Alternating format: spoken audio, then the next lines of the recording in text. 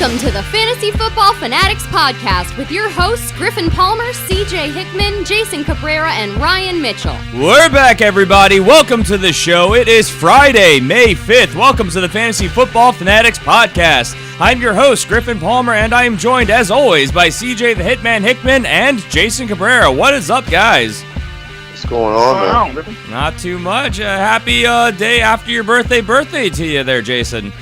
Yeah, man. Oh, thank you very much. Appreciate it. You want to tell the listeners how old you are today? You just want to move on? Is it one of those things you resent or that you enjoy? I'm none of your damn business old. Oh, wow. Okay, so he went right out there. Okay, so we'll move on. All right, so happy birthday from us. And, hey, listeners. Thank you. You know a little bit more about us. You know Jason's birthday now. Use that as you will, hopefully for good. Anyway, we have an amazing show for you guys today. Today, we will be continuing to break down the second half of the 2017 NFL Draft. Of course, we're going to bring you all the top headlines from around the league. Why do I keep stuttering over that the last couple shows? I don't know. This is a great start. We're already off the rails. You know how bad I'm going to be with the names as we get going, so I'm going to be relying heavily on you guys. I'm looking. That's my favorite part of the show. That's what I'm looking forward to the most. Some of my favorite moments, like within the past handful of shows, was listening back to last week's show and just hearing how badly I butcher those names. Because when I read them, I get it and I it's good, but when I go to say it, I'm better off not even trying. I get you. We get to look forward to that, so that should be fun for you guys, laughing at my expense. As always, please make sure you guys subscribe. We do that? Oh, you would always do that. Please make sure you subscribe to the show, iTunes and Stitcher and YouTube, and basically anywhere that you would look and listen for video or audio. If we're not there, please let us know. Easiest way is to submit questions to us as well. We're answering questions all the time on Twitter, @TheFFFanatics, on Facebook, facebook.com/TheFantasyFootballFanatics, and email, TheFantasyFootballFanatics@gmail.com. And of course, if you really want to support the show, go that extra mile, get yourself some bonus perks in the process. Head over to patreon.com/TheFantasyFootballFanatics. Get yourself a bunch of cool stuff, including a bonus in-depth episode every single week. So we're going to start with a warm-up question today, and this one comes in from Adrian in Glen Burnie, Maryland. Hello, Adrian. And he says, I have someone in my Dynasty League offering me the number 9 pick in our upcoming rookie draft for Jeremy Hill and Doug Martin. Should I do it? I already have the number 6 pick, and I have David Johnson and Frank Gore on my team. Guys, I ask you, what are your thoughts on this? Don't do it. Don't do it? You want to elaborate why?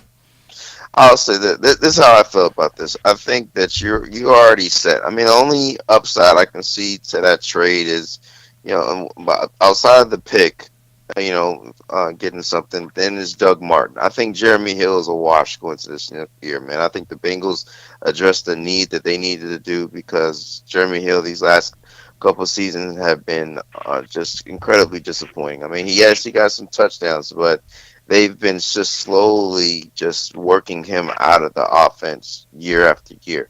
And then now you getting Joe Mixon in there, I think this is a done deal for Jeremy Hill and this Bengals offense.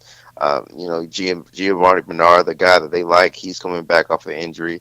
And then you got this rookie Joe Mixon coming in there. He's going to eat a lot of touches for Jeremy Hill. Doug Martin, you have good upside. I mean, if Doug Martin comes back to the player that he was 2 years ago, that was a great year from Doug Martin. They got pieces coming into this offense to help with the passing game. So if that is a thing, Doug Martin can be able to explode in that offense by taking advantage of the system that he has there, and hopefully he can be that same player. So that's only really the good thing I see about that. Outside of that, I wouldn't even consider this. So you would hold on to those two players instead of trading them for the number 9 pick? Yeah, I would hold on to David Johnson and Frank Gore because, I mean, I get the 6th pick. No, he has David Johnson and Frank Gore. He'd be trading away Jeremy Hill and Doug Martin for the number 9 pick. He already owns the 6. Nah, I still wouldn't do it. Jason, your thoughts? All right, so as CJ already mentioned, Jeremy Hill is gone. I mean, you got Joe Mixon there. He's going to be the every down back. He is, I think, head and shoulders better than Hill. So he's going to be carrying the rock, and he's going to be their David Johnson on that team. The question now is, would you keep Doug Martin because you think he would go before the number 9 pick? Well, Doug Martin wouldn't be in a rookie draft. I mean, I know, but what I'm saying is this good value? Is what I'm saying. right. You know, is this good value for a Doug Martin? Like I said, Jeremy Hill's not going to do much for you. Doug Martin, and we're going to talk some news on Doug Martin shortly. But Doug Martin, there's a lot of question marks about him. Is he even going to be on that team? You know, and we've already seen he's had problems staying on the field. So, honestly, for me, I think I'd go ahead and go with this because I wouldn't expect to get much out of Doug Martin this year without knowing more about his situation. And there's some really talented rookies coming in. So I think I might do that. And you're going to get you've got the number 6 already, and then you'd have 2 top 10 picks of the incoming rookies. You could end up with some really nice people on your team, and there's still going to be some depth when you go to do the regular draft at running back. And there's a lot of new young running backs coming in. So I would say go ahead and do this trade. Well, I'm assuming this is a typical Dynasty league, so they're not going to be doing a veteran draft. It's just the rookie draft. But regardless, I'll be the tiebreaker, and I'm in Jason's camp. I do this trade for sure because Jeremy Hill is done. Unless Joe Mixon gets hurt, I don't see Jeremy Hill having any production. He's been very, underwhelming the last 2 seasons. And Doug Martin, they didn't draft a running back, which is a good vote of confidence in him, and we're hearing a lot of good news about him. But bottom line, he's going to miss 4 games, so that is about a third of the fantasy season right there. So for me, just the value alone, because if you have the number 6 and the number 9 pick, you already have a solid starting running back in David Johnson. So there's a good chance you'll get one of these higher-tiered rookie running backs you could replace. And, in a Dynasty league, that's awesome. You'll have them for a long time. You can get them with the number 6 pick. And that number 9 pick could, Jeremy Hill, you're not getting anything out of him. That could easily turn into one of these wide receivers or more likely one of these tight ends that in a year or two could be, serious upside play. So I would definitely pull the trigger on this deal because, again, Doug Martin, he's a troubled case. They have ways out of his contract going forward if he continues to underwhelm. And Jeremy Hill is done. So it's just better value to me getting these 2 top 10 picks in your rookie draft. I would pull the trigger. With that, let's move on to some top headlines from around the league. We'll start with the running back position, where Denver and unrestricted free agent running back Jamaal Charles have reportedly agreed to terms per sources. So, guys, we talked about this a bit last week. It seems to have officially been happening and is a done deal. Jamaal Charles, a Denver Bronco. You like this for fantasy or no? I know we kind of touched on this a bit, but now that it's official, we can actually analyze it. I still gotta see it on paper. I don't know where to place this, but if I see it and see how they're doing, how he works with the offense, okay. I mean, name value alone, dude is he's an awesome player. I mean, it's only injuries the reason why he's got released and got to this point, but I mean, he's great in the passing game. Maybe that's what they want to upgrade from Devin Booker on that part, and maybe that can be the thing with them with him and C.J. Anderson back there instead of Devin Booker there.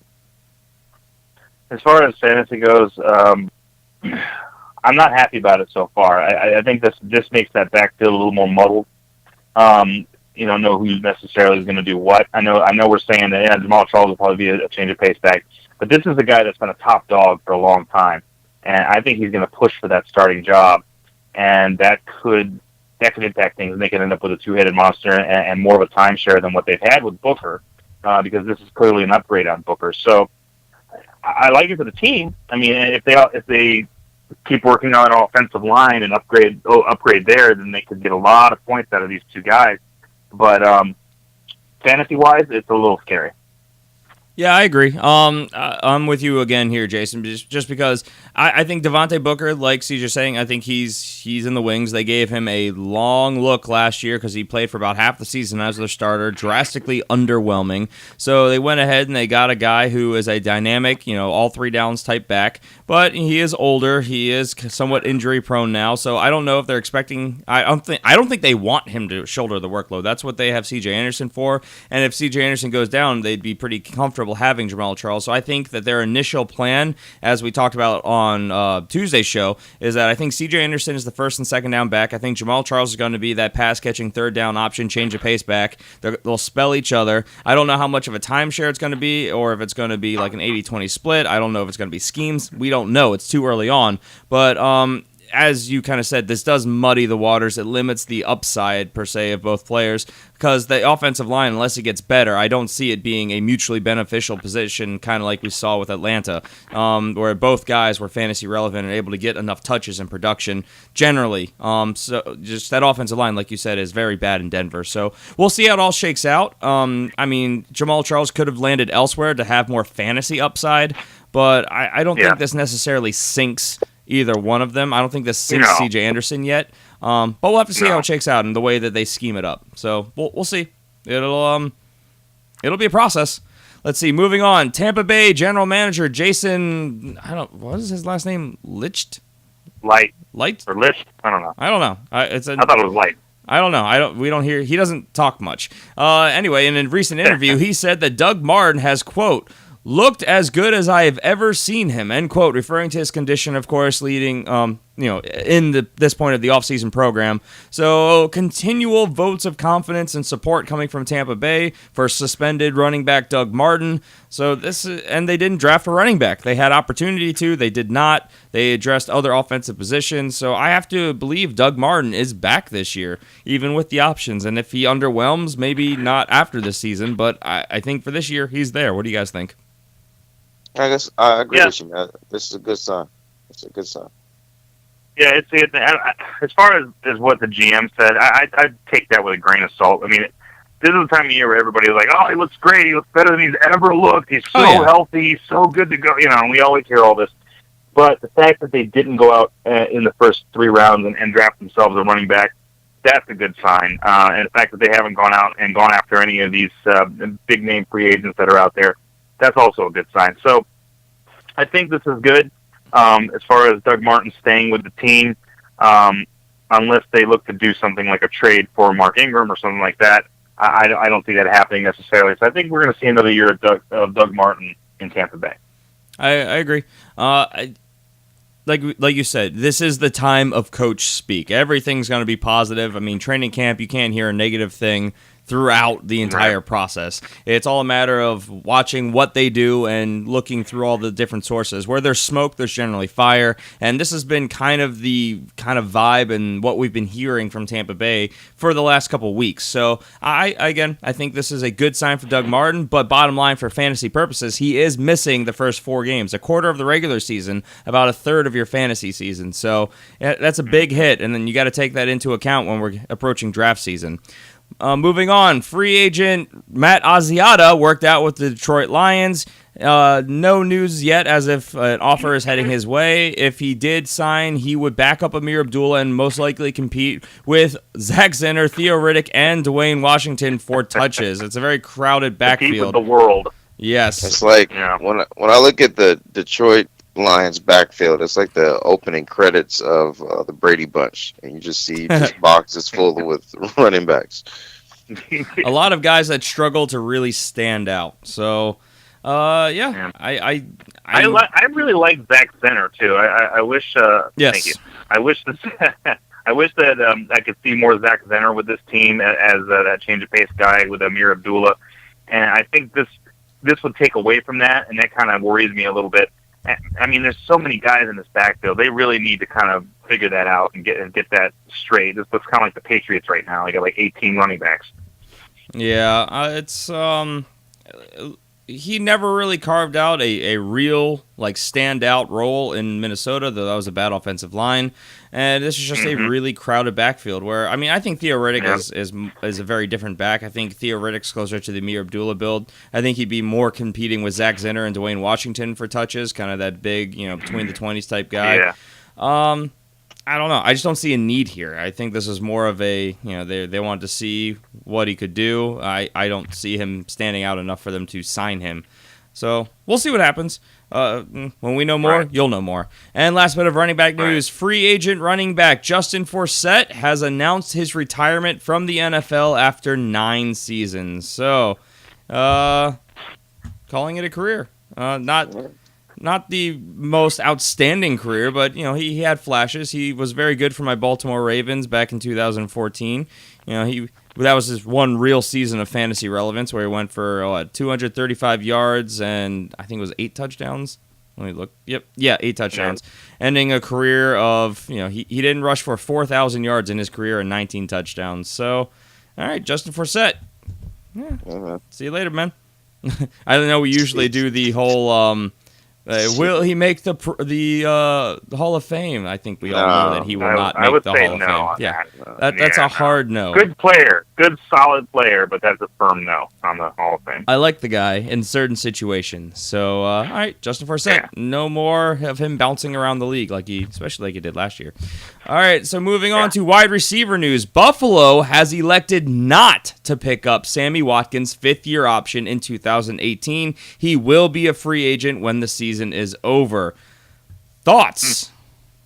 I think this is just another one of the with the new regime down there, just trying to get rid of Doug Wiley's imprints on this team. I mean, that and plus Sammy Watkins' inability to stay healthy, consecutive years, so they can really get a good look at this kid. So I mean, he's heck of talent, but it's just the health issues that just continues to plague his career, and that's not good, especially when a team or organization like the Bills that I believe really wants to pay him because they like the talent there, but it's just the injuries that gets him every single time. Yeah, Sammy Watkins to me is like he's like a classic car that this guy's got in his garage that he just loves, and he's like, oh man, look at that beautiful car, it's so fast, it doesn't run, but it's a really great car, I love that car. And the wife is like, dude, the car doesn't run, it doesn't, you're spending too much time on this car, I love it, it's a great car. And they finally got rid of the dad, and they said, okay, let's get rid of this piece of junk. Sammy Watkins is not a piece of junk. He's a fantastic athlete. The problem is he's always in the garage, so he's not doing you any good. He's taking up space. So I completely understand this move. Well, so, Jason, 1 second. In that scenario, does the dad die? Yeah, I was going to say, that was pretty harsh for the dad. Let's get rid of that dad. Why do we have to say what happened to the dad? Maybe the dad just got fired because he had a bad draft. We don't know what happened. But you said they got rid of the dad. So I was like, whoa. Dad died? Anything could have happened. Anything could have happened. We don't know. Maybe dad left. It was a murderous situation that just happened right there in front of us. Why did he gotta die? He doesn't have to die. The way you ended the story, that made it seem like he died. It was your phrasing. Why are you concentrating on the dad? We're concentrating on the car. Come on. It was your analogy. All right, anyway, I just want to point this out there. And you're picking it apart. Well, true. Next year, he will be 24 years old. He's still a really young guy. People forget he came into the league at his first season. He was 20 years old. So, I mean, he still has a lot of football in front of him. And there are a lot of discussions on whether this was a move to potentially save money. The option might have been more expensive than the free agent tag or the franchise tag, rather. So, we'll see how it all plays out. This is a guy that needs a new change of scenery, in my opinion. I think he needs a different team, somewhere where he can get a fresh start, take some time off, and heal, for goodness sake. Well, yeah, but Rex Ryan not being there is going to help that, forcing his players to play hurt. That's true. So that's true. We'll see how it all shakes out. Very interesting selection, though, because he is definitely one of their top franchise players right now. So a riskier move. I have to assume that they're planning to franchise tag him at the very least. I doubt they're going to just let him walk. Possibly. We'll see. In tight end news, unrestricted free agent tight end Gary Barnidge has, quote, possible future visits with Jacksonville and Carolina. He has already visited with Buffalo, which we mentioned previously. Which of these three places do you guys think would be your favorite fit for Gary Barnidge if he was to sign somewhere? I mean, Buffalo makes sense. I mean, they are in need of a tight end position. I can possibly warm myself up to Jacksonville. I mean, a veteran presence in tight end position with those the youth around him, that might work. And in Carolina, I just don't see it all. No, Carolina would be as a backup. Buffalo, they could use his services. Jacksonville in that offense, I think that would be, for fantasy purposes, the best spot because they did not draft a tight end. They didn't address that position thus far in free agency or in the obviously the draft. So that would be where I hope. I hope he goes to Jacksonville. Though, then again, that's taking away targets from fantasy players like, obviously, Allen Robinson. So, I don't know. Jason, you have any thoughts? I don't think Jacksonville, because I think Jacksonville is looking for a different kind of tight end. And so I think Buffalo would probably be where he would end up going. Well, Gary Barnidge, he's an older guy, so I have to imagine that this would be a short-term contract, no matter how you look at it. So, I mean, they're looking for a Band-Aid, something to hold them over. I mean, it could work out in Jacksonville that way until they get a chance to draft somebody maybe next year. Let's see. I don't think so. I don't think he's the style of tight end that they're looking for over there. I think they're looking for a little bit faster, more of a receiver guy, more less of a bigger tight end. Oh, he should have went in on this year. Then we had a bunch of wide receiver body built tight ends. He's been a pass catching guy the last 2 seasons. They had a good, but again, I don't see it. I don't see that as a decent fit, And and Jacksonville had a pretty good draft, honestly. So I don't think that they hurt themselves all that much. No, I don't think they hurt themselves, but I think that they could use the services of who will be 32 years old tight end who has been a receiving threat the last couple of years since he really kind of broke out onto the scene. Yeah. And he didn't really have much of a year last year. No, because last year he didn't have any quarterbacks that took shots deep or in the red zone or like to throw to their tight ends. That was something. That was before you actually joined the show. We did a lot of analysis on their quarterbacks and the upside of Gary Barnidge, and we knew that as long as RG3 was there, he probably was not going to succeed. But if you go back a year, I mean, a touchdown guy. He's 6'6", 9 touchdowns in 2015. So he can get it done when given the opportunity, and he could be that red zone threat for them. So, but again, this is all hypothetical. We don't really know where he's going to go. I think Jacksonville, for fantasy purposes, would be his best fit. Buffalo, probably for the long term. Carolina, he would be a backup, and I would imagine he would be retiring around the same time that Greg Olsen would. So, not a lot of upside there. Let's see. Moving on. Detroit, they elected to exercise Eric Ebron's 5th-year option in his contract for 2018. So, Eric Ebron sticking around another year, another chance to be the guy we all kind of hoped he would be last year. Oh, no, we all. Hey, you. Don't you backpedal on me, wish CJ. That he is. Don't you backpedal on me. No, I want nothing to do with Eric Ebron. Don't put my name in that hat. We were, as a show, high on him going into last season, and then, of course, injuries derailed the season. So no, I'm excluded from this. I don't want nothing to do with Eric Ebron. I can go back and find the audio, CJ. I can make this happen. Nothing. All right, well, we'll see how it all plays out, won't we? I can't wait till we start doing rankings. CJ was drunk. Yeah, well, that's fair. Drunk off the show, maybe. The nostalgia. I don't know. All right, so moving on to our topic of the day. We're going to be finishing our NFL not our first round picks, our NFL draft review. And we did the first half of the show, of course, on Tuesday. So we did the North and we did the East of both the AFC and the NFC. So we have to hit the South and the West today. And we'll start with the AFC South with the Houston Texans. So before that, is there anything you guys wanted to review really fast?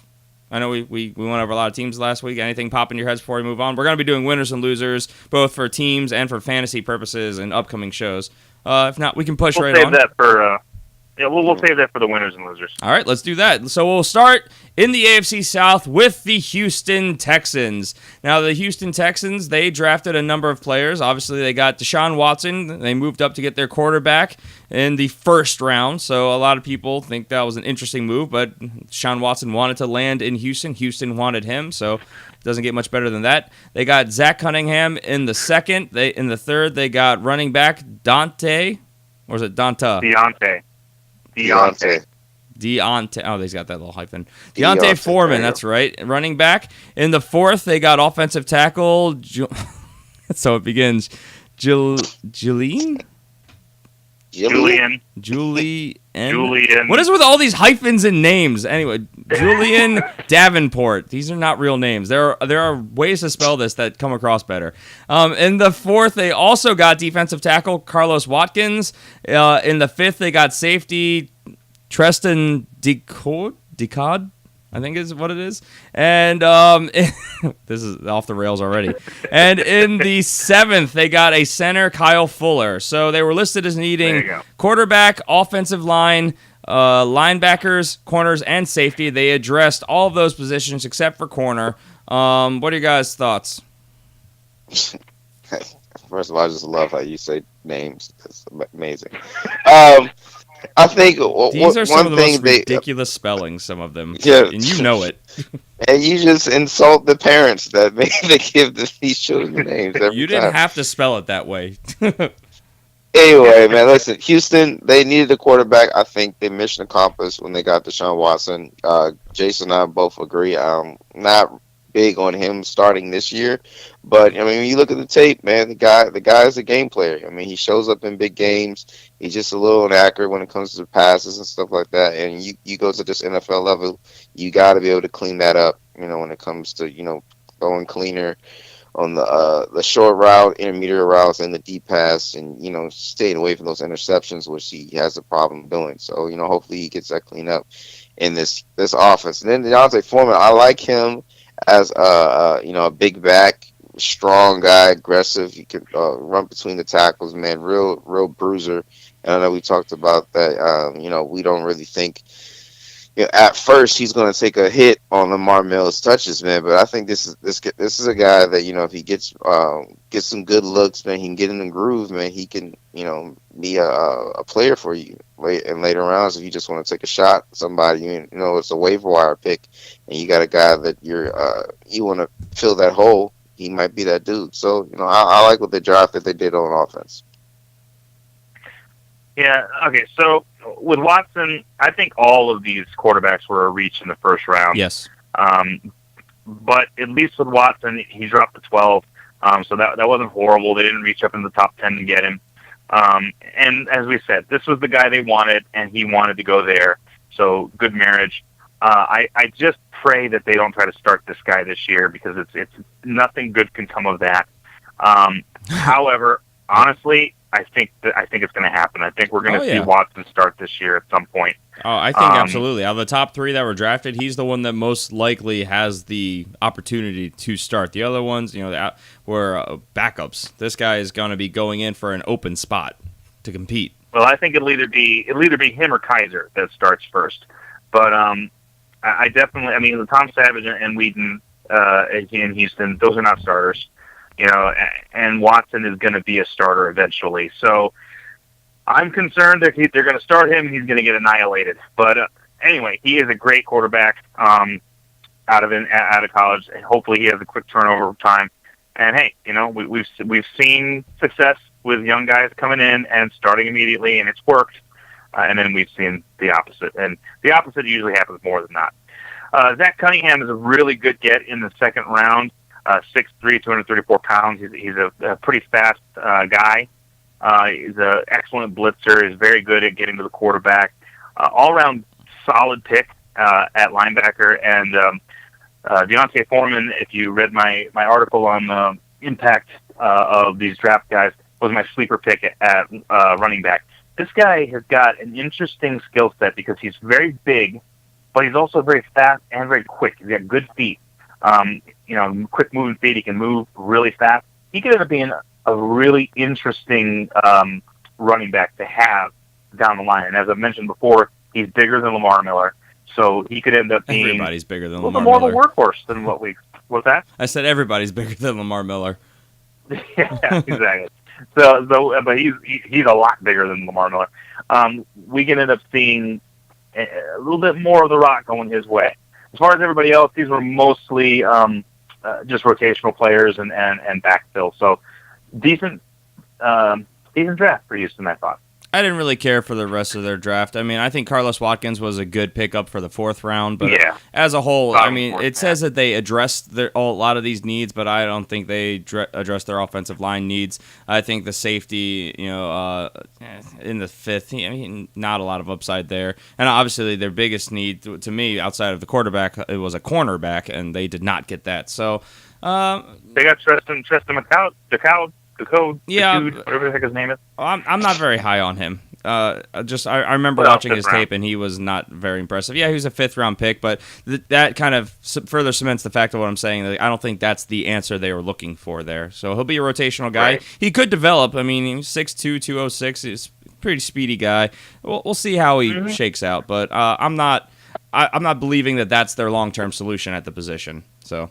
I would hope not. But remember, and we've mentioned it many, many times, and I'll say it again, and I'll keep saying it, the draft is not for need. No, absolutely. Get good players on your team. But as a whole, of course, we're trying to analyze whether these teams got what they were really looking for or not. So we'll move on. The Kyle Fuller, by the way, in round 7 is not bad, honestly. No. All right, the Indianapolis Colts, next team in the division. They were listed as needing a bit of help. Running back help, offensive line help, defensive line help, linebacker help, and cornerback help. Basically, their entire defense needs help, and they addressed all of that. Of course, in the 1st round, they got Malik Hooker, safety. Probably my favorite safety, just because he's got the ball hawking skills, so I really liked him a lot. I was kind of hoping that we would snatch him, but we needed corner more than safety. But it's not about me. It's about the Colts. In the 2nd, they got cornerback Quincy Wilson, which is a good pickup as well. In the 3rd, defensive end Terrell Basham. I put a little flair onto that, apparently. Yeah, I don't know. In the 4th, they got offensive tackle Zach Banner. In the 4th, they also got running back Marlon Mack. In the 4th, they also got defensive tackle Grover Stewart. In the 5th, they got cornerback Nate Harrison and also linebacker Anthony Walker Jr. So, guys, what are your thoughts on this draft class for the Indianapolis Colts? I really love the pick of Malik Hooker as a free safety. Second best rated safety in the draft. So that's an excellent pickup that is really going to help them in their secondary. Also, Marlon Mack as their it was in the 4th round, but it was their 1, 2, 3, 4, 5th pick. That's pretty good value, honestly, in the 4th round. He's a really tough running back. He's going to do some good stuff for them. I like that pick. And they needed a little bit of help at running back. I think he's a good complementary piece to Frank Gore. He does basically all the stuff Frank Gore is not able to do at his age at this point. Exactly. And this guy's got the upside to be able to, down the line, be the workhorse once Frank Gore decides to hang up the cleats. So overall, I thought it was a decent, not a fantastic, but a decent draft for Indianapolis. Yeah, I agree with Jason. I think it's a decent draft. Like you guys, I like the Malik Hooker pick. I think he's like a Bob Sanders type. I don't know if he's a thumper like Bob Sanders was when he was with the Colts, but ball hawking skills is really good. I like Quincy Wilson. They needed another piece on that corner to be able to lock down the other position. I think they did address that. And then the picks that they have, man, they're okay picks just for filling the rest of the draft and just addressing needs a little bit. So decent draft. Yeah, Stewart and Hairston, I think, are both developmental pieces. I don't think we see much of them this year. I agree. Like I said, Malik Hooker, he's amazing, and though they needed a corner, this guy, he's going to be helping out in all that coverage, and the ball hawking skills are real. So I don't know. I like him a lot. And then they got a corner in the 2nd round to help out. So they drastically fixed their secondary, which of course will help keep them in games. They're one of the biggest problems with the Colts is that they got into all these shootouts because their defense couldn't stop opposing teams. They did a lot to address that. Obviously, they got defensive ends, defensive tackles, linebackers, multiple corners, safety, a very defensive-focused draft, and I think that's what they needed. And Marlon Mack, as we talked about at running back, I don't think he's going to be threatening for the starting job, but a good complementary piece. So, yeah, I like it. Let's move on to the Jacksonville Jaguars. So the Jaguars, they had a bunch of listed needs. They did not address all of them. They needed running back help, which obviously we know they got, quarterback help, tight end help, offensive line help, and defensive line help. I don't even know if they needed defensive line help, honestly. That defense is stacked. All their help that they needed was around the offense, various reasons. In the first, of course, they got Leonard Fournette in the 4th overall pick, running back. In the second, they got offensive tackle Cam Robinson, which we've talked about before. We like that move. In the third, they got defensive end Dwan Smoot. Is that his, I think Smoot? Yeah. In the fourth, they also got wide Dwayne. What did I say? Dwan? Dwayne? Yep. Oh, yeah, there's a U there. Dwayne. Okay, we'll say it's Dwayne. Again, there are easier ways to spell these things. In the fourth, there is wide receiver Dede Westbrook. And in the fifth, they got linebacker Blair Brown. In the seventh, they got cornerback Jalen Myrick. And they got Jalen Myrick. Oh, there's an L there. Dang it. Jalen Myrick. Why? Okay. And then they got fullback Marquise Williams. So what are you guys' thoughts on these guys? Well, I think that they addressed it. I know they, like you said, you said they didn't really address all the needs, but I think the biggest need that we saw from last year, from this year, was the defensive straight. And I think they addressed that in the free agency, and then they cleaned up a couple holes they might have had in the draft. But the big concern was this offense. And, you pick up Cam Robinson, that's great youth to be able to add to that offensive line. Because my biggest knock on this team when it comes to the rumors of them picking up Leonard Fournette is they don't have an offensive line good enough in the passing game for him to be able to be effective. So this is one piece in the right direction, and hopefully that they can be able to come together and be able to do something so this kid can be able to have good success starting off. He does add a great dynamic element to their offense with him being there. That's good. Then you add another talent like Dede Westbrook to the mix. That's another great talent for the receiving corps. So I think I always say they did great. They did a good job in this draft and addressing that, giving Blake Bortles more weapons. So, it is the show. This is his show. So let him know, like, hey, look, we give you these weapons. Show us what you got. Let us know that you're the guy that can be able to, hold this offense down for years to come. All right. Yeah. Well, obviously, like the Fournette pick. I mean, he's a big, powerful back, and he's going to be the centerpiece of that offense. Take a lot of pressure off of Blake Bortles. And if you want to get better on the offensive line, go get yourself an SEC lineman, and that's what they did. They got Cam Robinson out of Alabama, really good run blocker, which is what they're going to need with Fournette back there now. And he's going to improve, obviously, hopefully in his pass protection. He'll improve a bit and give us a chance to see a little bit more Allen Robinson down the field. I'm not a big Dede Westbrook fan. I don't know. It seems like it's just not great in running his routes. But he's got a 6-foot frame. Guy needs to put on some weight, though. Give the man a cheeseburger. Okay, 178 pounds at 6 feet. That's scary. I could see him getting folded in half by one of these corners that outweighs him. That's kind of I'm a little concerned. And then in the 7th round, somehow Jalen Myrick slid to the 7th round, and I thought he was a bit more closer to like a 5th round talent. So they got some pretty good value coming out of that. Overall, pretty solid draft. They did a good job. They picked up some really good players, and like we said, they got Cam Robinson in the 2nd, which I don't think was too much of a reach, and they needed help on their offensive line. So when you don't have to reach and you still get a position of need, that's a win. Yeah, I mean, we know for fantasy purposes there's a lot of value in Jacksonville, but for a team they did a great job, especially to start the draft. Obviously, like I said, Leonard Fournette, Cam Robinson to help that offensive line, who a lot of people were saying was probably a middle of the first round type talent, but he did slide, so it is what it is. But I mean, that's a good steal in the 2nd for sure. So that'll help in the run blocking. That'll help in the pass protection. They added a speedy outside wide receiver in Dede Westbrook, which will help complement Allen Robinson and the rest of the wide receivers there.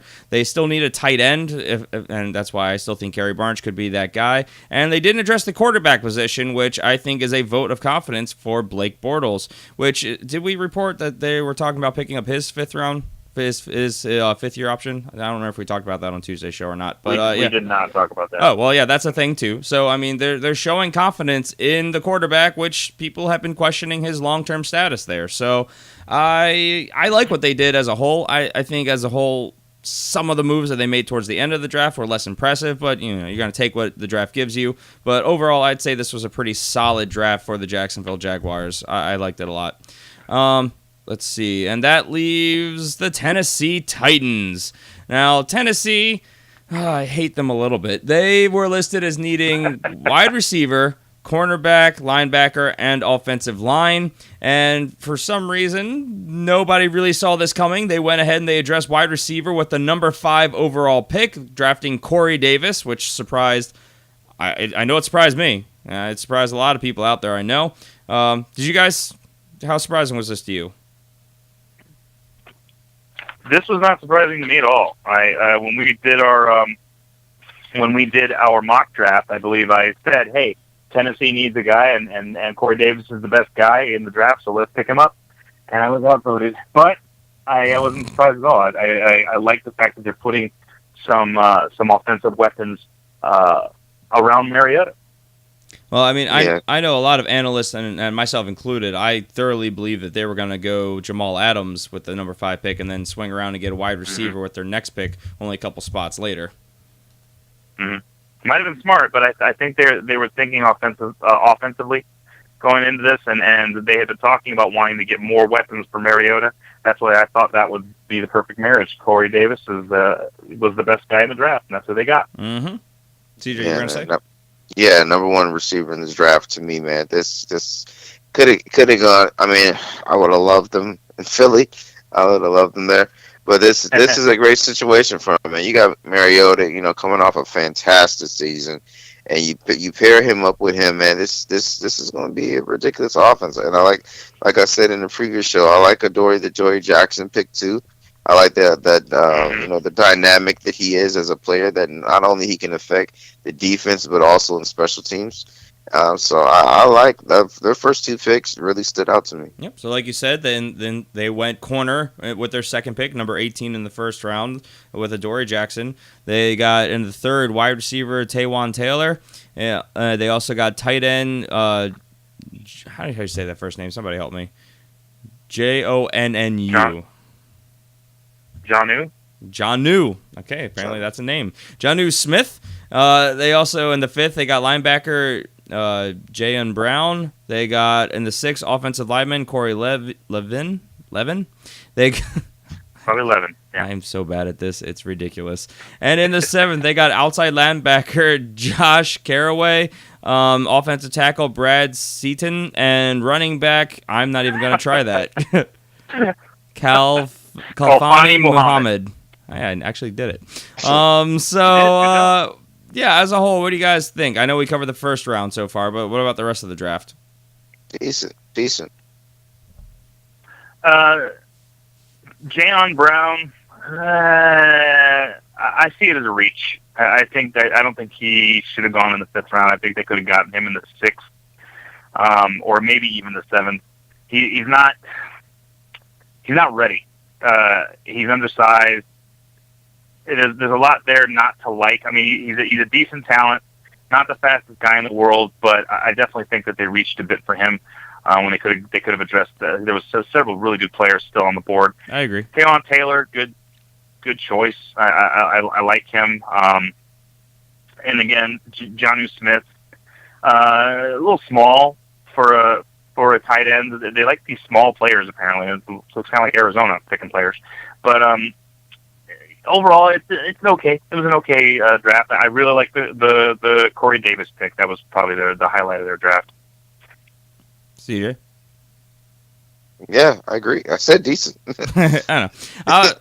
He already told you decent. I know. I feel like they had a really good day 1 and 2 with their first 4 picks, and then day 3, I kind of feel like they phoned it in. I mean, a lot of these guys are developmental. They could become something down the line, but it's a lot of guys that either I felt like they reached for, or guys that they just kind of drafted because that was oh yeah, this guy's here. Let's grab him. I don't know. Nothing really blew me away or stood out to me. It's a lot of guys that have question marks around them. So we'll see. Maybe we're not pro of college scouts, so maybe they have seen some stuff that we haven't. But I don't know. I just, to me, kind of like what you guys were saying, it was kind of underwhelming for me on day 3. So, all right, that wraps up the AFC South. Let's move on to your NFC champion, Atlanta Falcons, who had a number of listed needs. They needed offensive line help. They needed defensive line help. They needed corner help. They needed linebacker help. They needed safety help. So a lot of defense and offensive line, and they did not have a lot of picks. In the first, they got defensive end. I can never remember how to say his name. Takaris McKinley, right? Takaris. Yeah.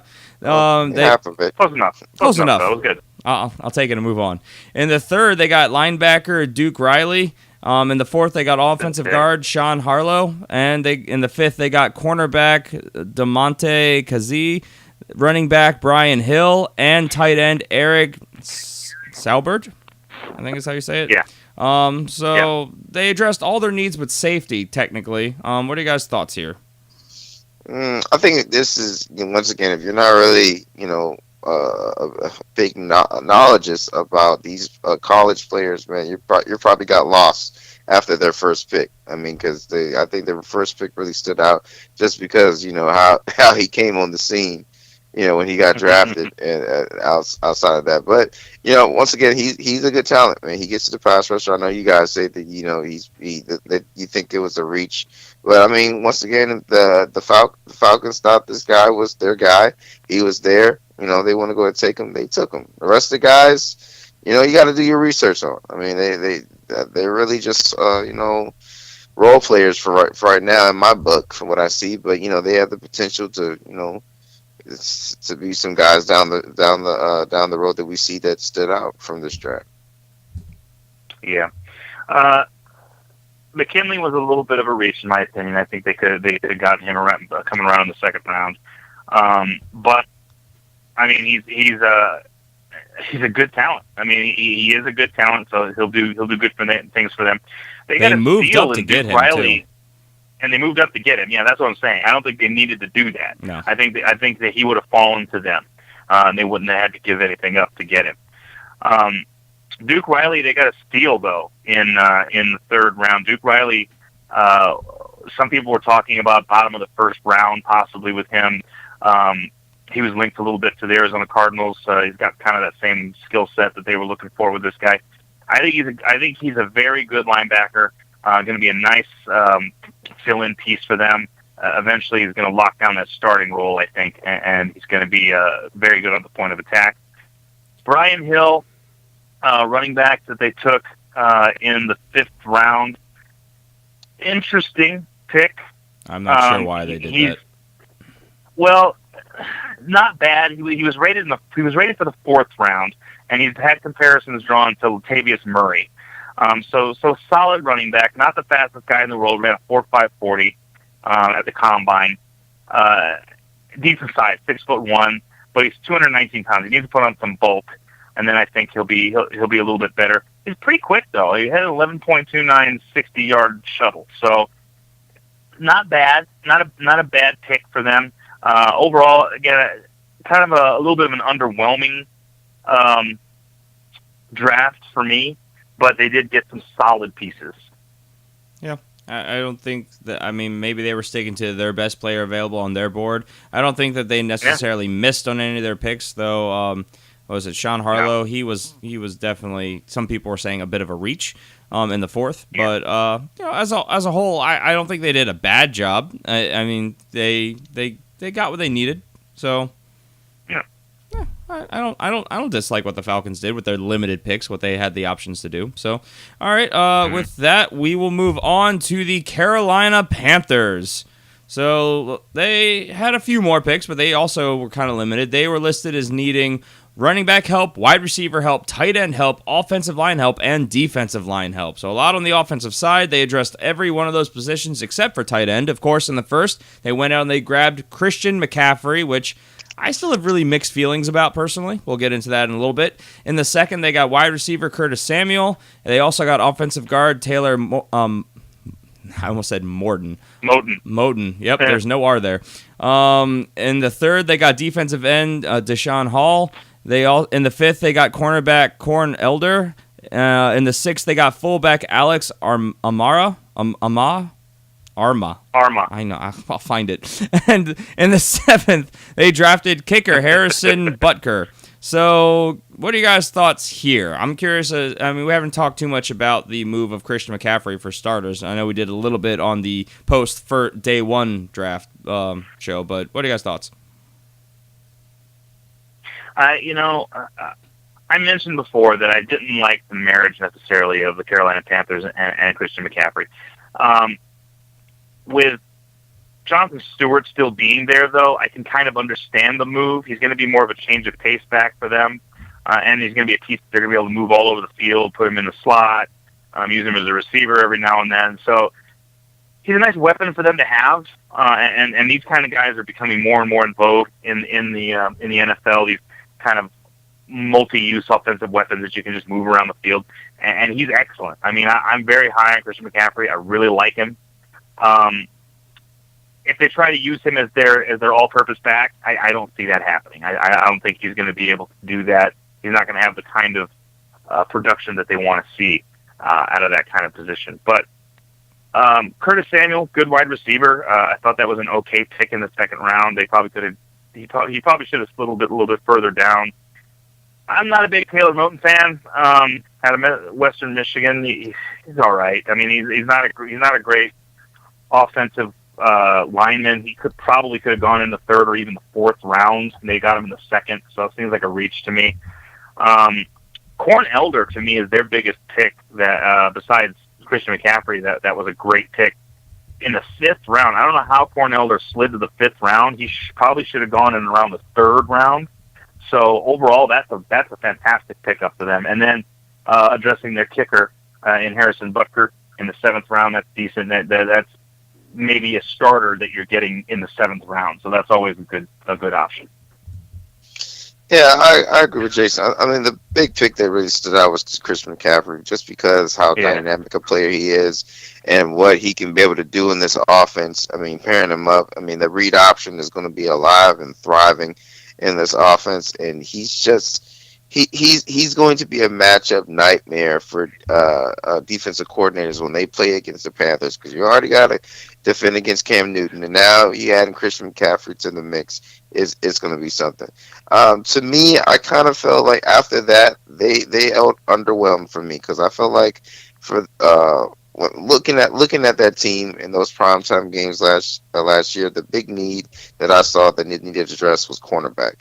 I felt like they should have in the second round maybe trade up and take some of those later to the end top cornerbacks that were still in the draft. I think they should have did that, but they didn't. And I still think that's probably going to be a weakness for them going into this year. So outside of McCaffrey, I'm kind of giving them kind of thumbs down for the rest of the picks. I kind of feel differently. Obviously, Christian McCaffrey, I don't like necessarily his landing spot there. I mean, we all know that he was considered the most kind of multi-use type running back. You're getting a lot of comparisons to Danny Woodhead, Darren Sproles, even LaShawn McCoy. But it's one of those guys that I just don't see him as a great fit for that offense. That being said, when you have a talent like Christian McCaffrey, I believe you're going to have to scheme around the fact that you can use him in so many ways. So I figure that they will get him the ball. I'm just not sure exactly how that's going to be at this point. Curtis Samuel in the second I actually really like, because they had to replace Ted Ginn, and this guy was ridiculously fast. I mean, he ran a 4.3 140, so I mean, they need to replace that speed element, and they really did with him. They needed offensive line help to keep Cam Newton upright, which of course has been a big problem for that team, so I like the move of Taylor Morton in the third, or with their third pick rather, in the second round. And Deshaun Hall, defensive end, a very highly rated guy that I feel like he kind of slipped in the draft, so I think that was just good value for them. But as a whole, yeah, then with their fifth round pick, they went with the corner, and you would have liked to have seen them maybe trade up to get one of those guys earlier, because Alex Amar, it's a fullback. They use fullbacks in Carolina, so I guess that's good for them, but I don't know necessarily how much it's going to be helpful to them. And then it's like they ran out of ideas, so they drafted a kicker in the seventh when you probably could have just signed him afterwards. So they could have probably bundled a pick or two, moved up, and maybe gotten another corner. That being said, Corn Elder, he's not a terrible corner. He's a prospect. He's got some highly rated aspects to him. I mean, for a 5th-round pick, I think that's good value for him, though they definitely needed probably higher tier for the immediate future. So overall, I really do like what the Panthers did. They still say that they need a tight end. I don't know how much that's true. I mean, obviously you have one of the best tight ends in the league right now. He's just getting older, so I don't know how urgent it is, but it's on their to-do list, I would say. So, I don't know. Do you guys have any other thoughts on the Panthers before we move on? Nope. Nope. Nope, I think we're good. All right, with that, let's move on to the New Orleans Saints.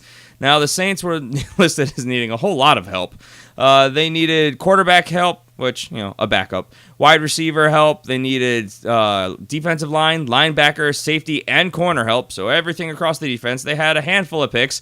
Of course, in the first, they somehow managed to get Marshawn Lattimore with the 11th pick, which still baffles me. How in the world did that happen? Because everyone overvalues offense. So, craziness ensued. We all knew that by the second pick that most people's mock drafts and draft boards were already, you could already tear it up. It's all over at that point. Throw them out. Yep. And then the second pick in the first round, which also really surprised me. I mean, quite a talent, but it was a right tackle with Ryan Ramczyk, however you say his name, offensive tackle. Ramczyk.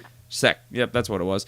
Now, he's going to play probably right tackle for them. And look, they need to protect Drew Brees, and so that's a good move. But we know they made that trade of Brandon Cooks to get that draft pick because they wanted to address their many needs on the defensive side. So that was still kind of surprising to me. And the second, they got a safety in Marcus Williams, so again, helping that secondary. And then also kind of surprising, this has to be a long-term play. They got running back Alvin Kamara. I mean, very highly rated guy on our boards. Now, wait a minute. What did I say? What did I say? If New Orleans drafts Alvin Kamara, do not be all that surprised. I told you that. You had no reason to be surprised by that. I mean, you did. What did I say? You did, but as a whole, and as we've listed, they needed a lot of help on the defensive side, not so much at the running back position after just recently signing Adrian Peterson. In the third, they also got linebacker Alex Anzalone. I don't know. You guys know how to... Sure. Whatever you say, bud. And they had a lot of third-round picks. I forgot about that. They also got outside linebacker Trey Hendrickson. And then in the sixth, they got defensive end Al-Khaldin Muhammad. Yep. So, they basically did their entire draft in the first 2 days.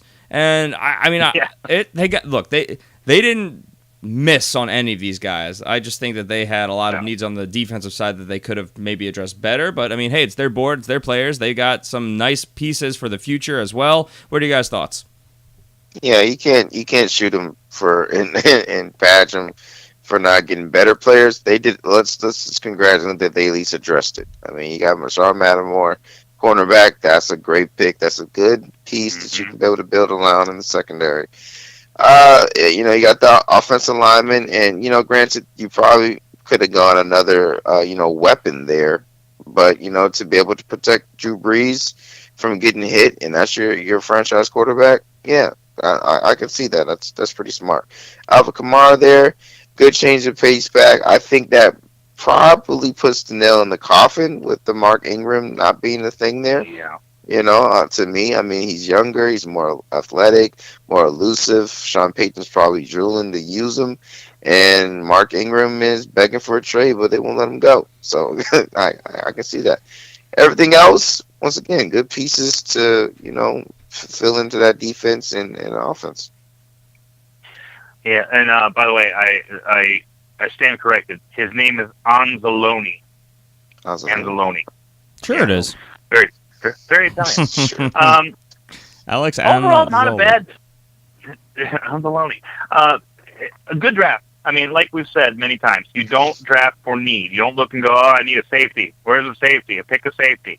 You draft the best available player, and I think that's what they did. They got Marshawn Lattimore, who was considered the best corner in the draft, and they needed help at corner, so that was a nice win-win situation for them. Ryan Ramczyk felt like maybe a bit of a reach if he's a right tackle. You know, I mean, if he's a left tackle, I could see taking him on the first day. I think obviously if they hadn't taken him, he would have gone to day 2 and been available there because that was the last pick in the first round.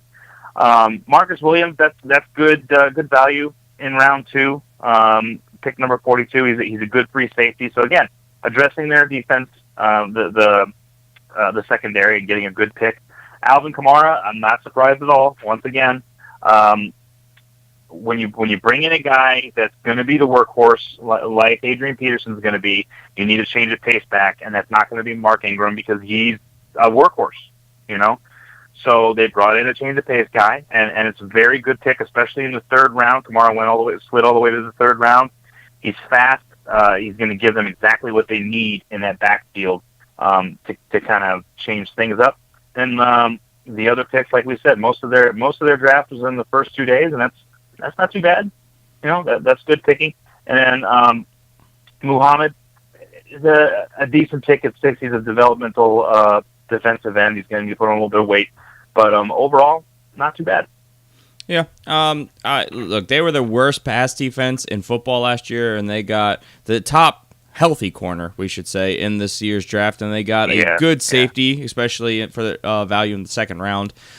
They helped solidify the future of the offense, getting a good young right tackle, and Alvin Kamara, who, I mean, I honestly think right now that it's going to be Mark Ingram is going to be the starter. I think that Adrian Peterson's going to be the between-the-20s guys. I think Alvin Kamara is going to be a developmental guy that they're going to use as pass-catching, third-down options. And if you look at the contracts, Mark Ingram and Adrian Peterson could both be gone next year. They have outs in both their contracts, and this could be Alvin Kamara's backfield next year, so keep an eye on him for sure. We'll see how it all shakes out through training camp because I could be wrong there, but that's the way I see it right now. So a solid first couple of picks, and then, you know, some developmental guys behind that. Alex, however you say his name, is a good linebacker. Trey Hendrickson is a good pass rusher as well, so I think they did some good stuff to pressure the quarterback and helps defend against the run as well there. And Muhammad, like you mentioned before, he's definitely a developmental guy. We'll see how he is down the line. But as a whole, I like what the Saints did there, especially for having basically all their picks early on, no real late-round picks for prospects. Excuse me. Mm-hmm. Hiccup. All right. Any other thoughts before we move on? Good? Nope. All right, Tampa Bay Buccaneers. Now, they were listed as needing running back help, wide receiver help, offensive line help, defensive line help, and safety help. And I still kind of hate them a little bit, but they had a great draft to me. They had a great draft. A great draft. In the first, they got tight end O.J. Howard, best tight end in the draft. They got safety Justin Evans in the second. In the third, they got wide receiver Chris Godwin for seemingly no reason at all. They also got inside linebacker Kendall Beckwith in the third. In the fifth, they got running back Jeremy McNichols, and they got, in the seventh, nose tackles. Okay, I want to hear this. Let's go. Go for it. All right. Do it. I got the Stevie Tuikaloatu. That sounds terrible. I'm just sounding it out at this point. I have no idea. I don't know. I didn't research him at all. Looking at his stats right now, though, people seem to like him, but I have no actual frame of reference on him. So I'll leave that seventh rounder to you guys. But as a whole, I like this draft. They got a lot of playmakers. They were dedicated to bringing weapons to the offense and helping Jameis Winston take that next step. And they just continue to do that through the free agency, through the draft. What are your guys' thoughts here? Okay. Not all at once. I thought I heard a breath from CJ, so I was going to let him go. But no. All right. I love their draft. Absolutely love their draft. O.J. Howard is a beast. He is going to be a game changer. I understand that, and it makes me sad because I am a big Cameron Brate fan, but O.J. Howard is. You haven't seen a guy this good at this position since Gronkowski. So he's going to be very big for them and give them another nice target to go after. Chris Godwin, as we mentioned, surprisingly slid to the third round. I thought he'd go in the second for sure. I thought people were catching on to him as we got closer to the draft, but he still slid to the third, and they were able to get him. That is a steal. That is a big, fast wide receiver. Griffin will talk about him. You love that guy. Justin Evans in the second round, really good, strong safety, decent pickup. Kendall Beckwith in the third, again, again, a really good pick. They've got some brains up there in that front office. 6'2", 243 pounds. That is a big, strong, fast linebacker. I really like that pick. And then with our 7th rounder there, I believe it's Tuko Lavatu. Sure it is. Is the name. Sure. Defensive tackle. Big dude. Going to be a little bit developmental, but I think decent value for the 7th round. So overall, I think they had a very, very good draft. Yeah, I agree with Jason, man. I love that they went first round, best player available. That was O.J. Howard. That was that guy. You got to go ahead and do that. The rest of the draft, man, they basically filled in holes, upgraded the positions, and I mean, if you paid attention to this Buccaneers offense last year, Jameis Winston was putting in work. Him and Mike Evans had a good rapport, and then outside of that, and Cameron Brate, it felt like it was a drop off when it comes to the other receivers.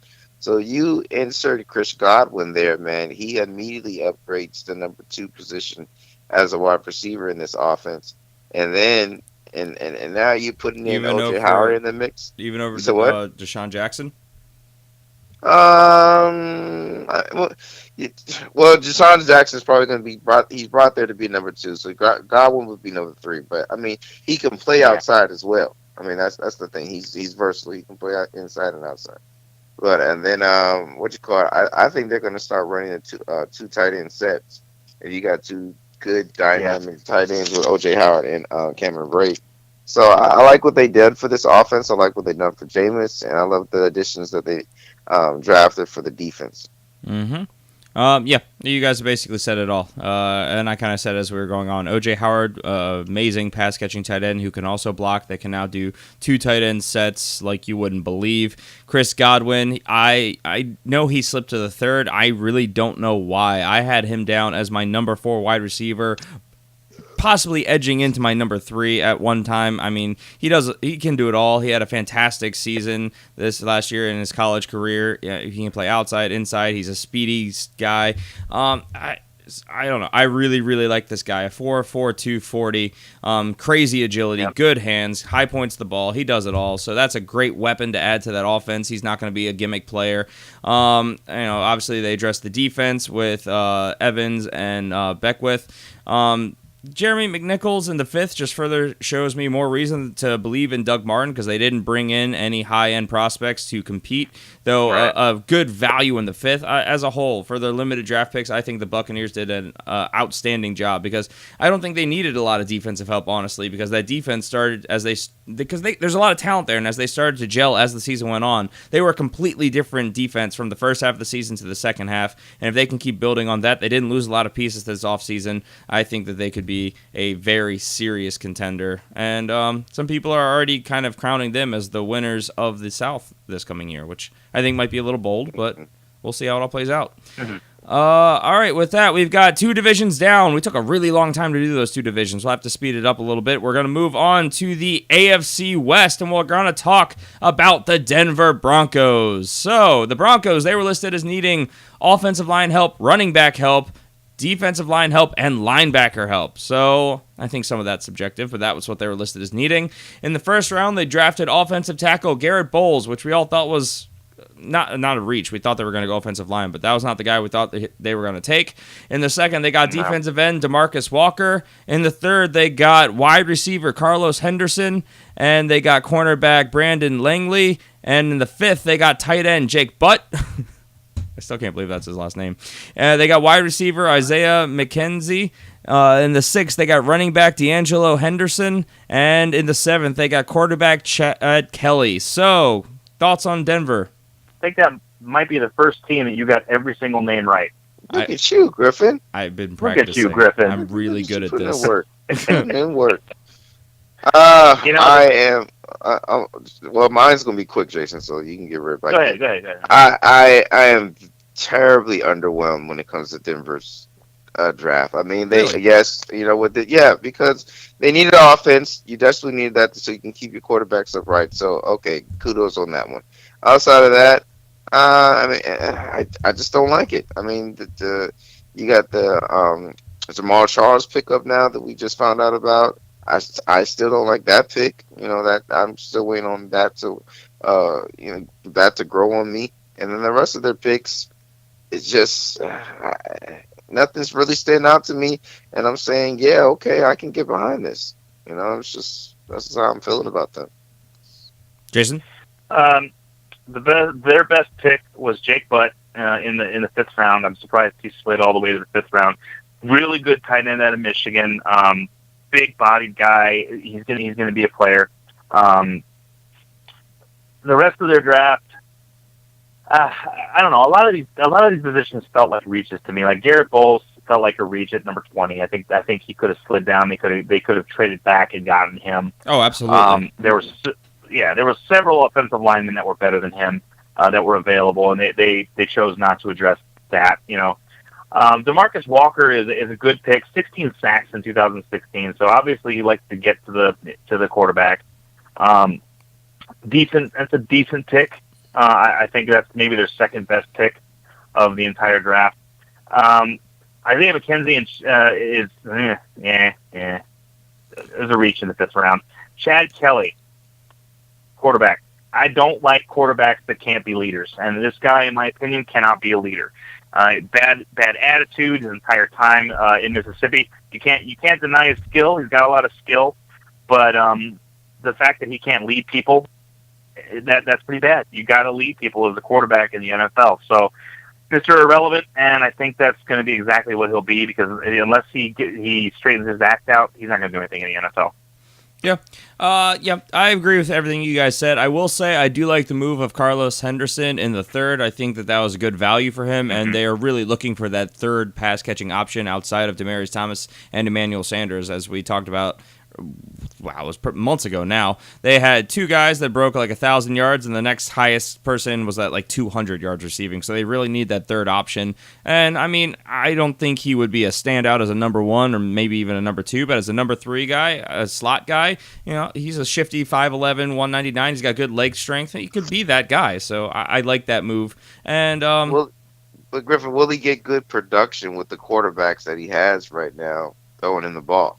I think so, because they're going to be dumping the ball off a lot if that offensive line can't protect them. They're going to be running and dumping the ball a lot. And so, look, he's not a fantasy option, but for that offense in real life, I like the move. So, but as a whole, I ultimately agree. I'm not wild about the Denver Broncos draft. So, all right, let's move on.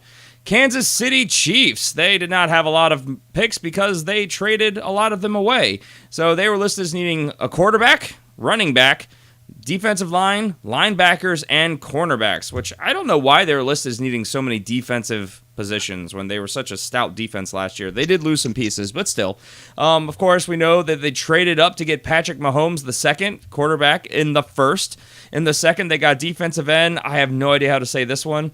Tano Passanio. What he said. In the third, they got running back Kareem Hunt. In the fourth, they got wide receiver Jehu Chesson. Woo. Mm-hmm. In the fifth, they got linebacker. Jeez, come on. Yukeem Eligui, I think. And in the sixth, they got safety Leon McQuay the third. So, what are your guys' thoughts here? They address everything but corner. I should have made you say that name. I should have made you say it. Capasaganon. I hate you. I hate you, Andy Reid. I hate you with a burning passion. He picked up at number 10, which is a massive reach, which is why he got him. They moved up a lot. Patrick Mahomes. You know what? And this is the thing, and I've said it before, and I'll say it again. You go get the quarterback that you want, and you give up what you have to give up for it. So if he was in love with Patrick Mahomes, then this is a good move. Okay, Patrick Mahomes is the guy that Arizona was looking at. I can almost guarantee you that. They even mentioned, we had a guy that we were looking at, but he went off the board before we were there. And I don't think they were talking about Trubisky. This guy has got crazy, crazy upside, an arm that is just a laser cannon. So I'm very intrigued to see what's going to happen with him. We've talked about the Alex Smith situation being there, and I am a fan of Alex Smith, but Patrick Mahomes down the line is going to be one of the better quarterbacks in this league, I think. Yeah. So, damn you, Andy Reid, but congratulations because you got a heck of a young player there. Low floor, The rest of their low draft. floor, high ceiling quarterback pickup. Oh yeah. Well, I think it's high floor, high ceiling. I think he's eventually gonna be Down the line. I'm saying for this year. right. The one thing that you hear about this guy all the time we heard about this guy moving Mahomes, that is that he lives in the tape room. This guy watches tape, just eats up hours and hours and hours of tape. That's a good sign. That's a football junkie. That's someone that's going to get better and better and better because they love it. And an insane arm, crazy arm strength, and an insane arm to go with that. So yeah, it's going to be very interesting. I like Kareem Hunt in the third. I think that was a decent pick. He could have gone easily in the second. Yep. So they got lucky there and got themselves a really good running back. I mean, the guy almost ran 5,000 yards in college.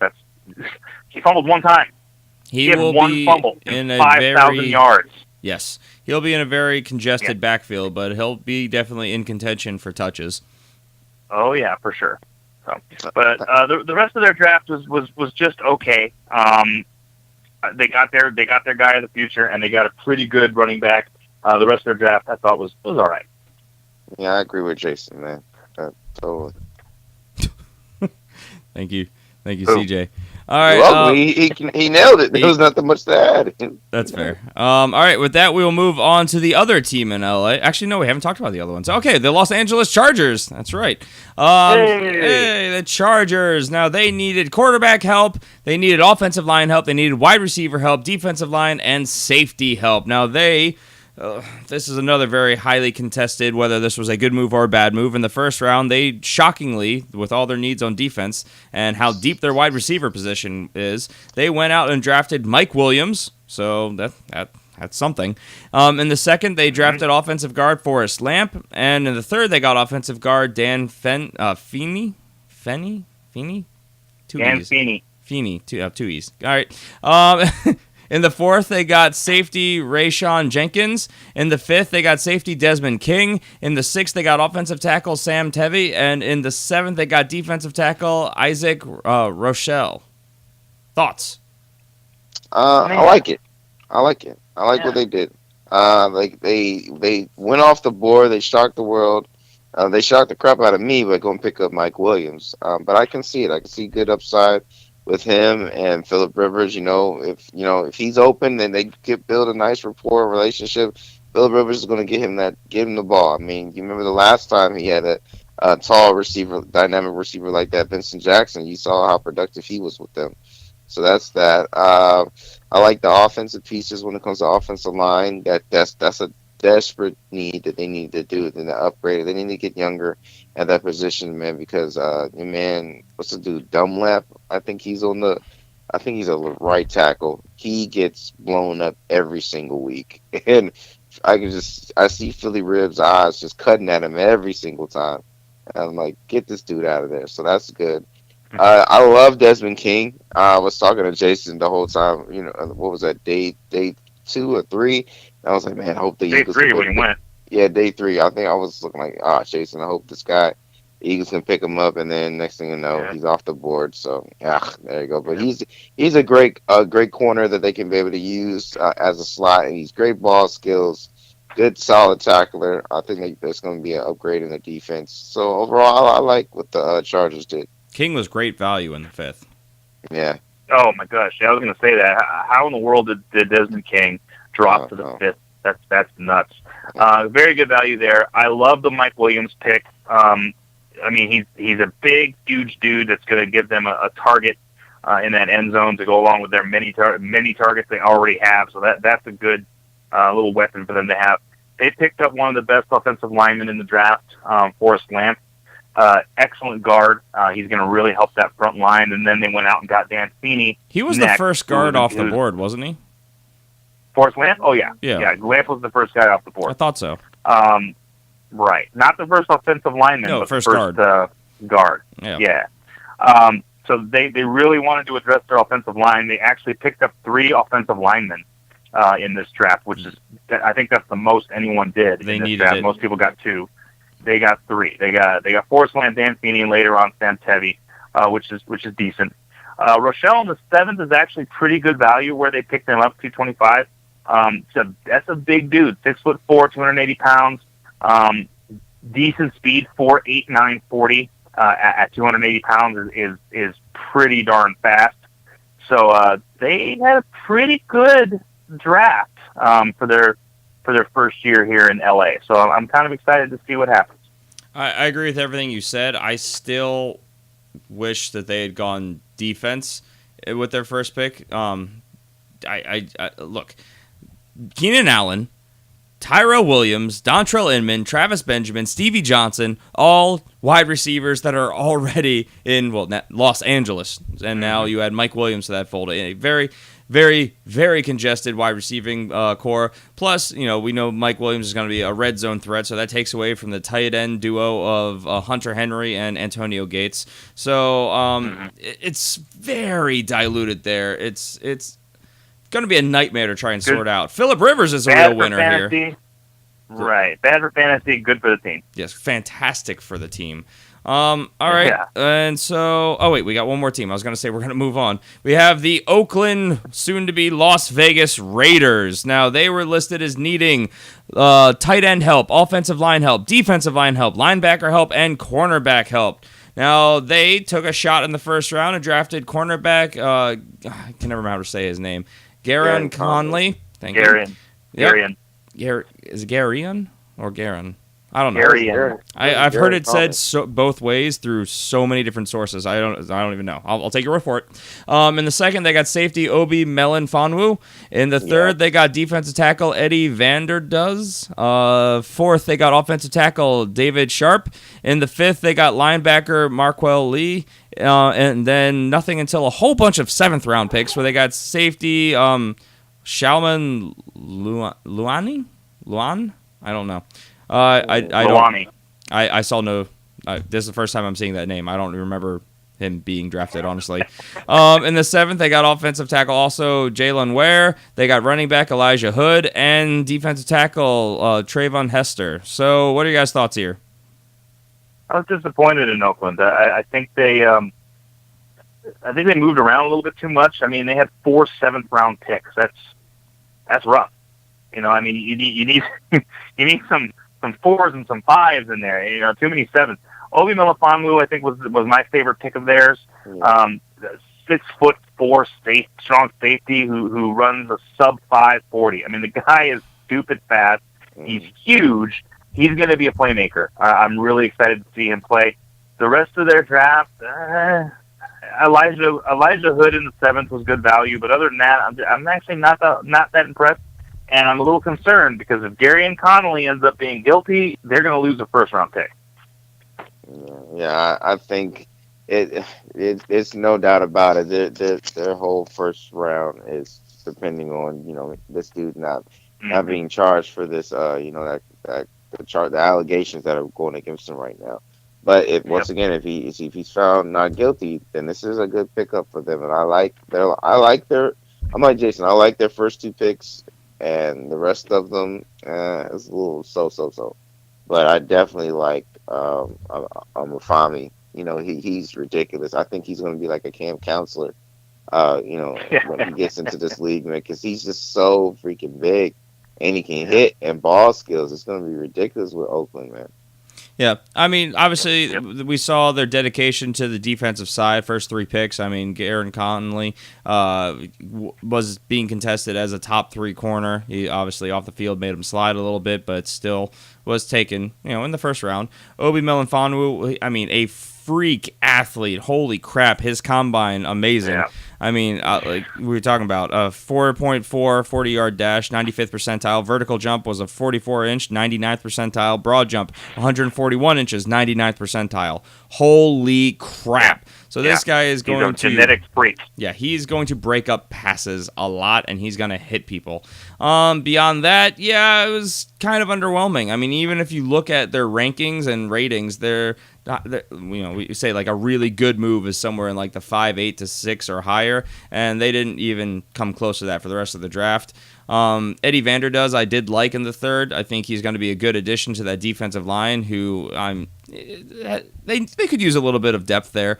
And then beyond that, I agree with everything you guys have said. Not my favorite remainder of the draft that I've seen. So with that, let's move on to the NFC West, and we'll start with Jason's Arizona Cardinals. The light at the end of the tunnel. Woo! All right. In the first round, they've drafted, of course, linebacker Hassan Reddick. In the second, they got... There it is. In the second, they got safety Budda Baker. In the third, they got wide receiver Chad Williams. In the fourth, they got offensive guard Dorian Johnson. In the fifth, they got offensive tackle Will Holden. In the fifth, they also got running back TJ Logan. And in the sixth, they got safety Rudy Ford. So, thoughts on this? You got every name again. Good job. Woo, look at me. Jason, take it away. Your team. I will take it away.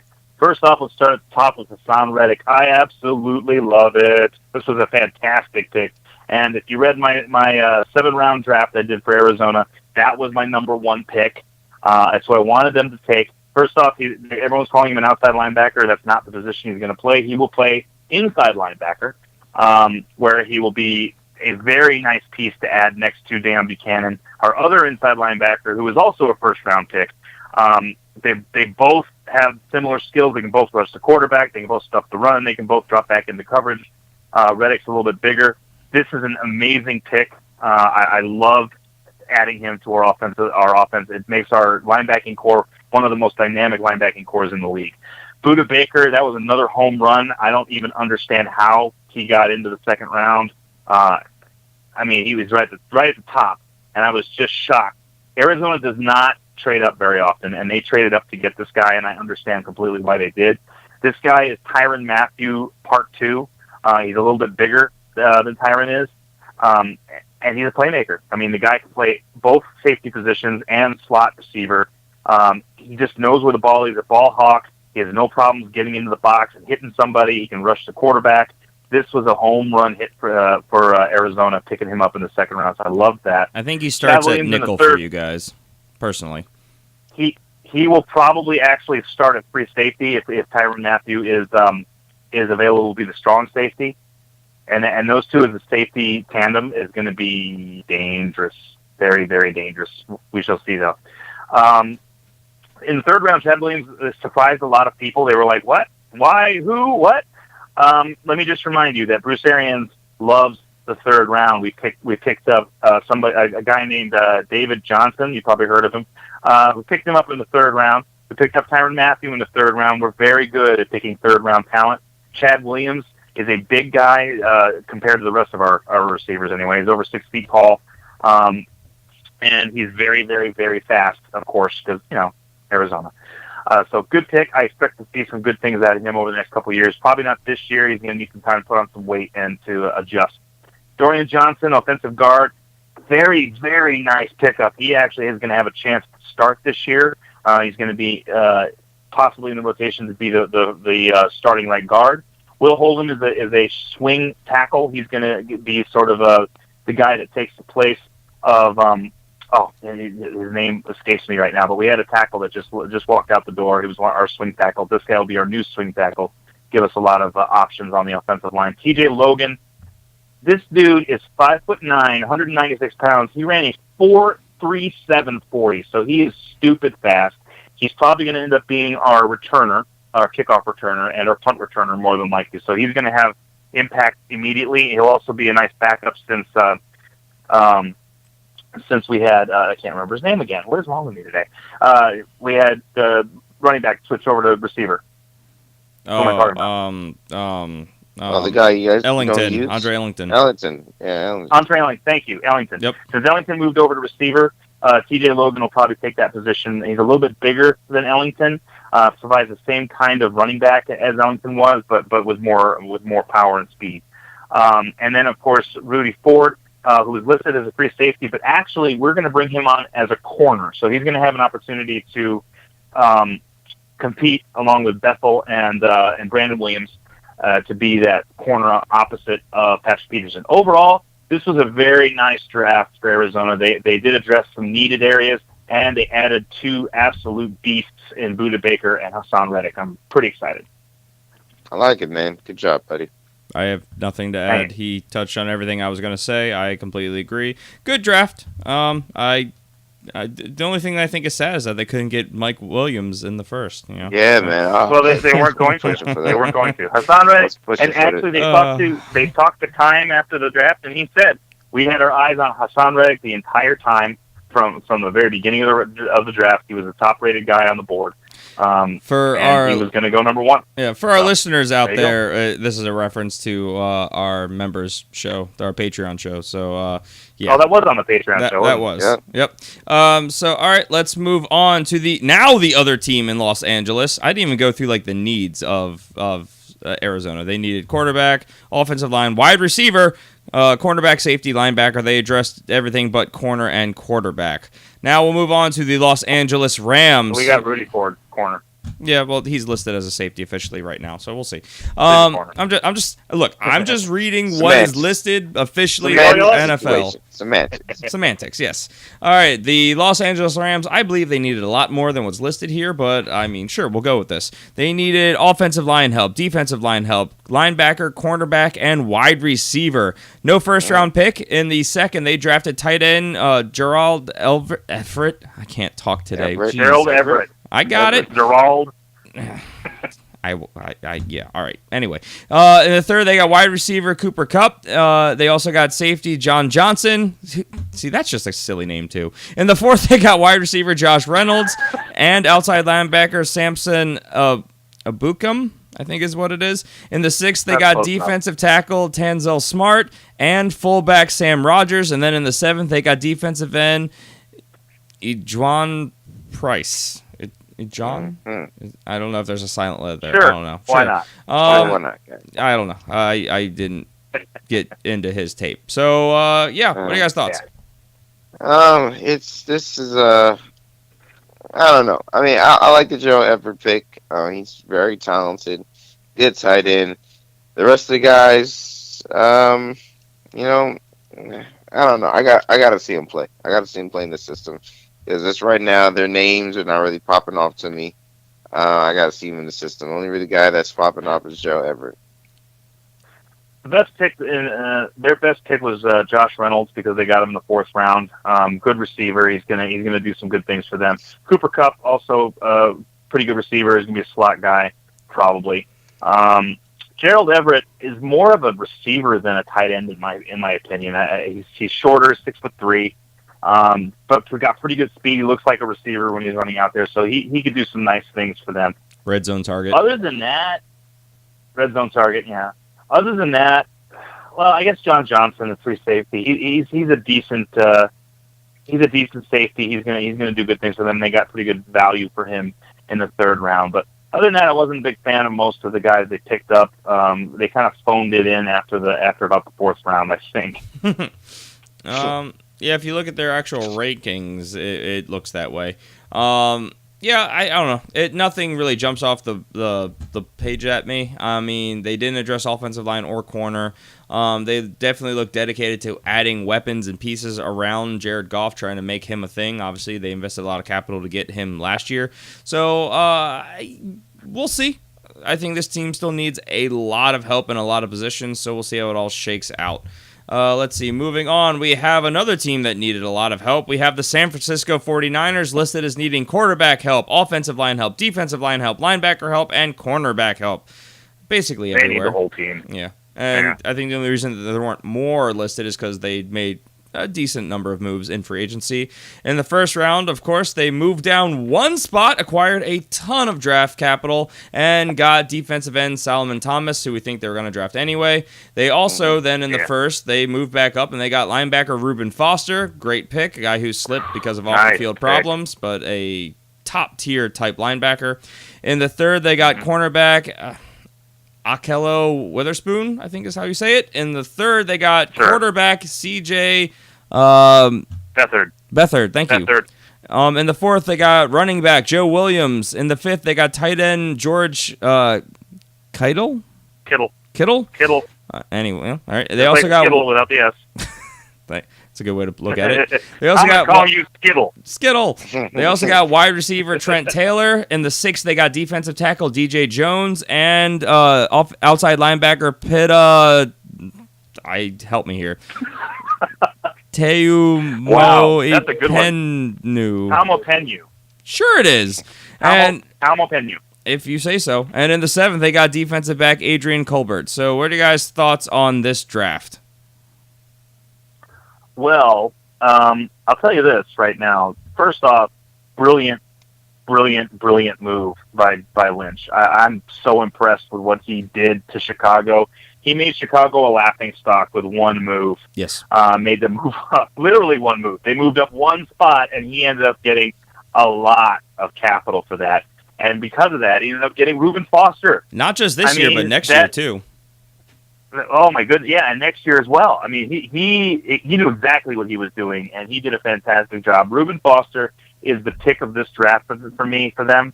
Bottom of the first round.